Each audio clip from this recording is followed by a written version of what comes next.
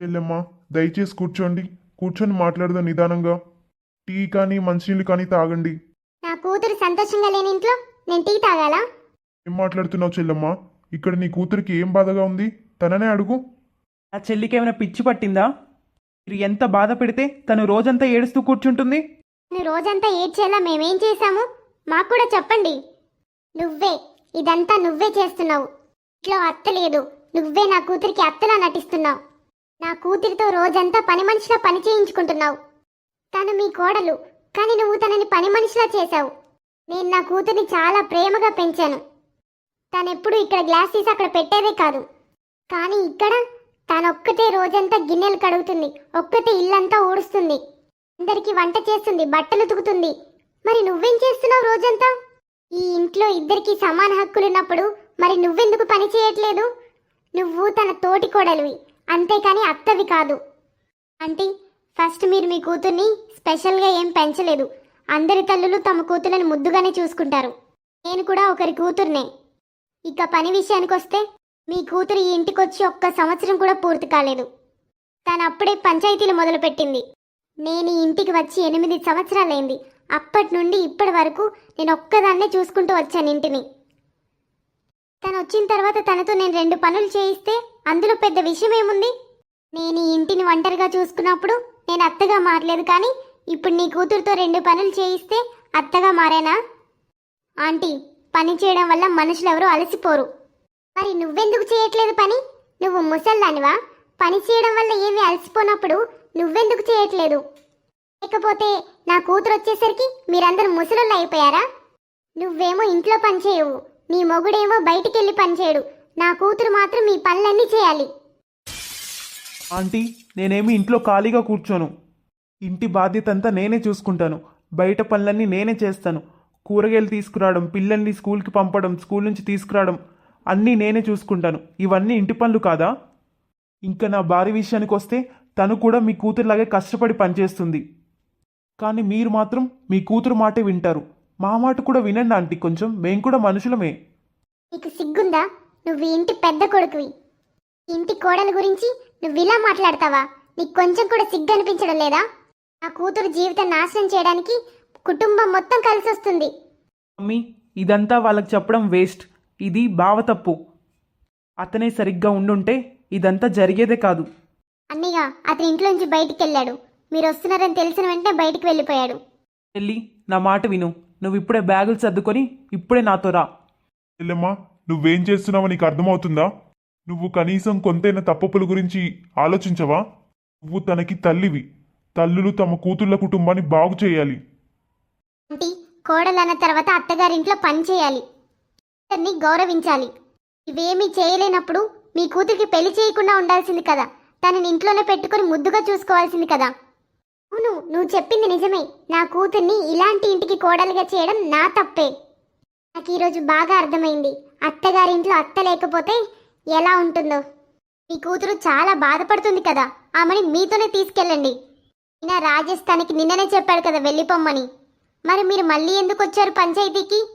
ఇప్పుడే మీ కూతురిని తీసుకొని వెళ్ళిపోండి. నేను నా కూతురిని నాతోనే తీసుకెళ్తాను. కానీ మీరేం చేస్తున్నారో గుర్తుంచుకోండి. నీకు కూడా ఒక కూతురుంది. నువ్వు కూడా ఏదో ఒక రోజు ఏడుస్తావు. అదు, వెళ్ళి కారెక్కు, ఇక్కడి నుంచి వెళ్ళిపోదాం. తీసుకెళ్ళు. నీ కూతురిని తీసుకెళ్ళి ఎన్ని రోజులు పెట్టుకుంటావో నేను చూస్తా. పద చెల్లి, నువ్వు ఇంకా ఎందుకు నిలబడ్డావు? చెల్లెమ్మా, చెప్పేది విను. నువ్వు నీ కూతురి ఇంటిని నాశనం చేస్తున్నావు. చాలు మావయ్య, వాళ్ళతో వాదించాల్సిన అవసరం లేదు. వాళ్ళని వెళ్ళనివ్వండి. తీసుకెళ్తున్నారు కదా వాళ్ళ కూతుర్ని, తీసుకెళ్ళనివ్వండి. అదండి, లోపలికి వెళ్దాం. రాజేష్, వెళ్ళి కోడల్ని తీసుకురా. దీన్ని ఎందుకు పెద్దది చేస్తున్నావు? నా మాట విను. ఎందుకు మావయ్య? వాళ్ళకి తెలీదా వాళ్ళు మనల్ని ఎంత అవమానించారు? ఇప్పటికే వారమైంది, వాళ్ళు కనీసం ఫోన్ కూడా చేయలేదు. అవును నాన్న, వాళ్ళు మన ఇంటికి వచ్చి మనల్ని అవమానించారు. అవన్నీ ప్రశాంతంగా కూర్చొని కూడా చెప్పుండాల్సింది కదా. సరే, ఇంత జరిగిన తర్వాత మధు ఒక్కసారి కూడా ఫోన్ చేయలేదు. కనీసం వాళ్ళ ఇంట్లో వాళ్ళు కూడా చేయలేదు. జరిగింది వదిలేయండి. వాళ్ళ ఆలోచన వాళ్ళది, మన ఆలోచన మనది. ఇప్పుడు ఆమె ఈ ఇంటి కోడలు. తను ఇక్కడికి రావాలి. మావయ్య, వాళ్ళ అమ్మ ఏం చెప్పిందో విన్నారు కదా మీరే.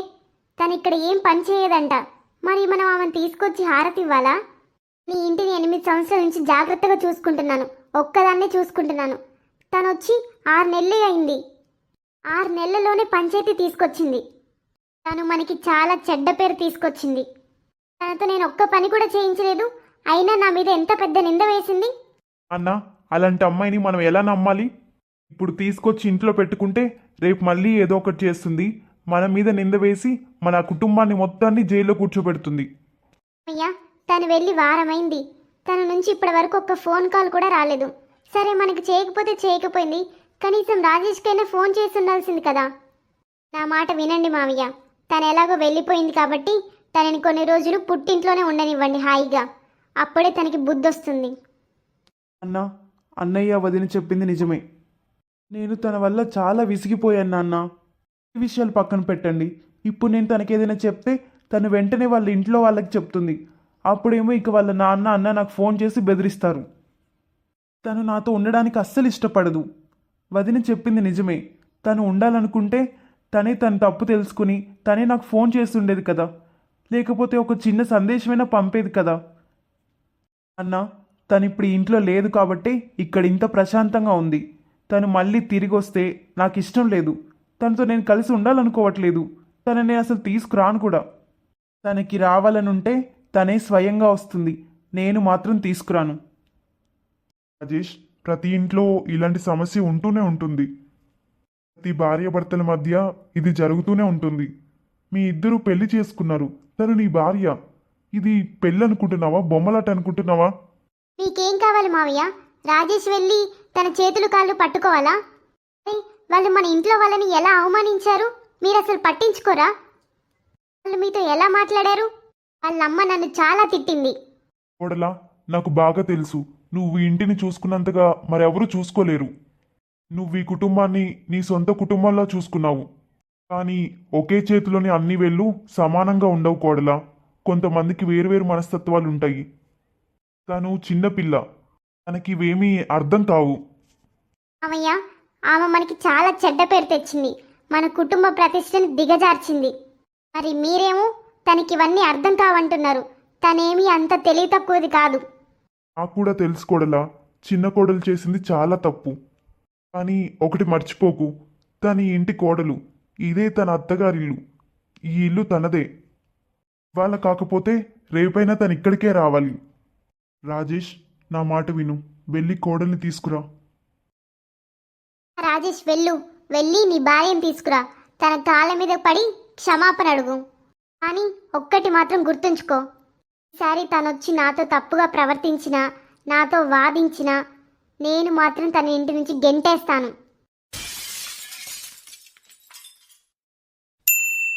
మధు, నువ్వు నాకంటే చదువుకున్న దానివి, తెలివైన దానివి. పక్క వాళ్ళ గురించి నీ జీవితాన్ని నాశనం చేసుకోకు. వదినా, నీకు నాలాంటి అత్త తోటికొడలు లేరు కదా, అందుకే నీకు ఇలాంటి మాటలు వస్తున్నాయి. ఒకవేళ నా అత్త ఇలా చేస్తుంటే, తను పెద్దది కదా, నా అత్త కదా అని ఊరుకునేదాన్ని. అరే, నా తోటికొడలే నా అత్తలా చేస్తుంది, ఇంకా నా భర్త కూడా నాకు మద్దతు ఇవ్వట్లేదు. అన్నయ్య ఎప్పుడైనా నిన్నేమైనా అన్నాడా? ఇన్ని సంవత్సరాల నుంచి నేను ఒక్కసారి కూడా చూడలేదు అన్నయ్య నీతో గొడవ పడ్డాం. అదు, మేం గొడవ పడ్డా నువ్వు చూసుండకపోవచ్చు.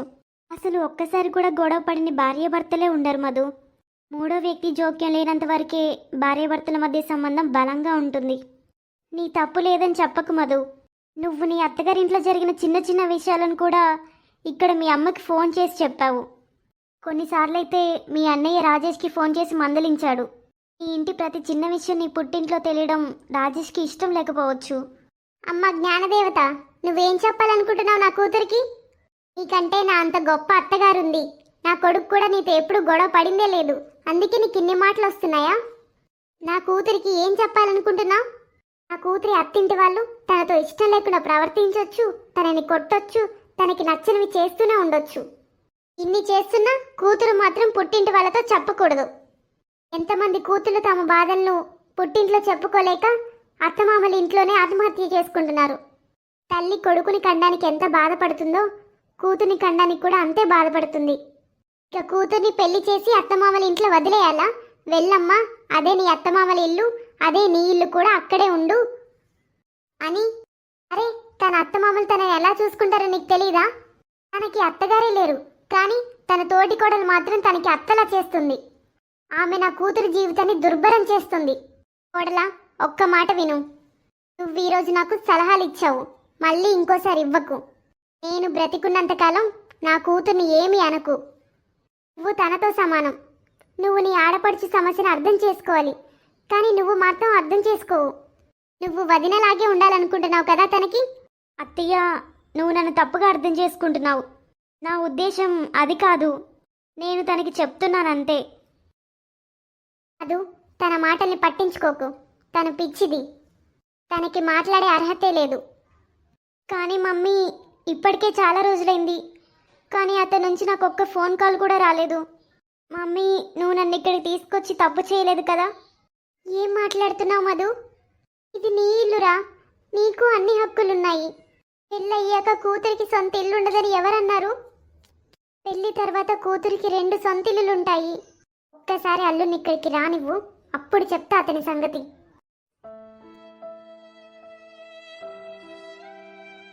మధు, వదిన, ఇక్కడున్నావా? మీ అన్నయ్య చెప్పాడు నాకు ఇక్కడ కూర్చున్నావని. నువ్వు, ఆయనే నన్ను పంపించాడు. ఏదైనా పనుందా వదిన? మధు, నేనేం చెప్పాలనుకుంటున్నానంటే, రాజేష్ నుంచి ఫోన్ రాకపోతే నువ్వే అతనికి ఫోన్ చేయొచ్చు కదా ఒకసారి. వదిన, నీకు మమ్మీ ఏం చెప్పింది అర్థం కాలేదా? ఇది చెప్పడానికి ఇక్కడికి వచ్చావా? నీకేం కావాలి వదిన? నేను ఈ ఇంటి నుండి వెళ్ళిపోవాలని నువ్వు కోరుకుంటున్నావు కదా. నేను ఇక్కడ ఉండడం నీకు ఇష్టం లేదు కదా. నేను ఇక్కడికి వచ్చి 1 నెల పూర్తయింది వదిన. నిజంగా అతనికి తీసుకెళ్లాలని ఉంటే ఇప్పటికే వచ్చేవాడు, ఇంత టైం వేస్ట్ చేసేవాడు కాదు. ఒకవేళ అతనికి అవసరం లేకపోతే నాకు కూడా అవసరం లేదు. నేను నా ఇంట్లో కూర్చుంటాను. అదు, నువ్వే నాకు చెప్పావు కదా మీ అమ్మ వాళ్ళందరిపైన చాలా కోప్పడి ఇక్కడికి వచ్చిందని. బహుశా వాళ్ళందరూ మీ అమ్మకి భయపడి రాలేదేమో. సరే, వాళ్ళు మా మమ్మీకి భయపడుతున్నారని నేను ఒప్పుకుంటాను. కానీ నా దగ్గర ఫోన్ ఉంది కదా, నాకు ఒక నంబర్ ఉంది కదా. నా ఫోన్కి ఒక్క మెసేజ్ కూడా రాలేదు. నా అతను ఎలా వస్తారులే, అక్కడ నా తోటి కోడలు ఆ ఇంటిని పరిపాలిస్తుంది. నీకు తెలీదు వదిన, అక్కడున్న ప్రతి ఒక్కరూ నా తోటి కోడలు చెప్పేదే వింటారు. నీ తోటి కోడలు కూడా ఆ ఇంటి కోడలే. ఏ ఇంట్లో అయినా ఒక కోడలికి ఏదైనా అధికారం ఉంటే అదే అధికారం ఇంకో కోడలకు కూడా ఉంటుంది. నేను చెప్పేది అర్థం చేసుకోవడానికి ప్రయత్నించు మధు. నేను నిన్నెప్పుడు ఆడపడుచు కంటే చెల్లిలాగే భావించాను, అందుకే నీకు ఇంతలా చెప్తున్నాను.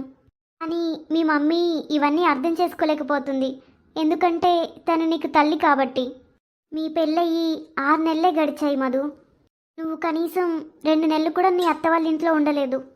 కానీ నీ తోటి కొడలు 8 సంవత్సరాలుగా అక్కడే ఉంటుంది. నువ్వు తనతో నిన్ను ఎలా పోల్చగలవు చెప్పు? నీ స్థానాన్ని నీ అత్తమామల ఇంట్లో సంపాదించుకోవడానికి నువ్వు వాళ్ళతోనే కలిసి బతకాలి. టైం పడుతుంది. నువ్వు నీ ఇంట్లో నీ సొంత స్థానాన్ని ఏర్పాటు చేసుకోవాలి. ఏ కోడలైనా తన అత్తగారింట్లో గౌరవం పొందాలంటే ముందు అది తన భర్త నుండి పొందాలి. అడగడం ద్వారా నువ్వెప్పటికీ గౌరవాన్ని పొందలేవు, నువ్వే దాన్ని సంపాదించుకోవాలి. కాబట్టి నేను చెప్పేది ఏంటంటే, నువ్వే ఒకసారి అతనితో మాట్లాడాలి. అది చాలా తెలివి తక్కువది. తనకి ఏది ఒప్పో ఏది తప్పో కూడా తెలియట్లేదు. నేనే రాజేష్తో ఎందుకు మాట్లాడకూడదు? కానీ అత్తయ్యకి తెలిస్తే పెద్ద గొడవ చేస్తుంది. ఆ మసలే నా మీద చాలా కోపంగా ఉంది. నేనేం చేయాలి? అత్తయ్య, నేను మధుని తీసుకెళ్ళడానికి వచ్చాను. నువ్వు నా కూతుర్ని తీసుకెళ్ళడానికి ఎందుకు వచ్చావు? హలో ఫ్రెండ్స్, వీడియో నచ్చితే తప్పకుండా వీడియోని లైక్ చేసి హైప్ చేయండి. మీరు హైప్ చేయడం వల్ల మా వీడియో ఎంతో మందికి రీచ్ అవుతుంది. సబ్స్క్రైబ్ చేసుకోవడం మాత్రం మర్చిపోకండి.